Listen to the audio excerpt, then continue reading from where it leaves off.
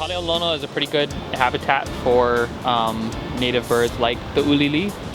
Especially the rock wall, it creates a lot of foraging area where they can pick out little invertebrates. It's also really good for akekeke, the ruddy turnstones. Those are probably our most common migratory shorebird, but people just don't see them as often because they're almost always on the coast. Like kolea you see every day because they'll be in your backyard, but akekeke are always like right in the rocky areas, so they love to forage in this kind of structure.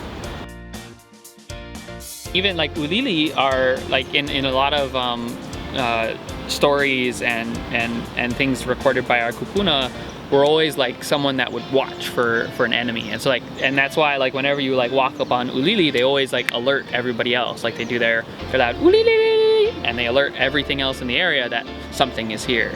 You know, and so like that's potentially one of the purposes of the ulili, you know, is like they let everybody else know something is here, something is changing. And that was something that our kupuna noticed and took note of, and it's something that those birds do. Like these fish ponds and other agricultural practices have been really important for keeping habitat, especially waterbird habitat, open in Hawaii, because we have so many invasive species that most waterbird habitat gets completely taken over. Whereas like I said, just across the road, there's a project going on right now that's starting to do some weeding, and like nene came already.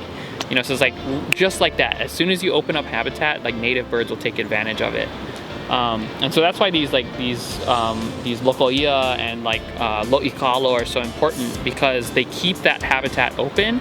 And so while it might not be a pristine native wetland, it's open habitat and the birds are stoked. You know, like they come in, they use it, they're always gonna be there. And like, so if you pair that with something like predator control, then you create excellent waterbird conditions.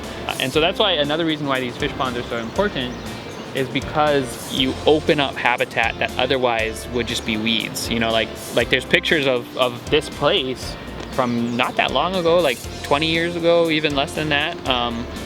And all it is invasive trees and rubbish, because like people were dumping rubbish in here. But now, since people have taken this on and started practicing these things again, it's now this beautiful open area that native birds can use. And I mean, you see all the native shorebirds that we saw with that ulili, and there's oftentimes kolea and akekeke out on the wall. You know, it's just created this habitat that wasn't here before.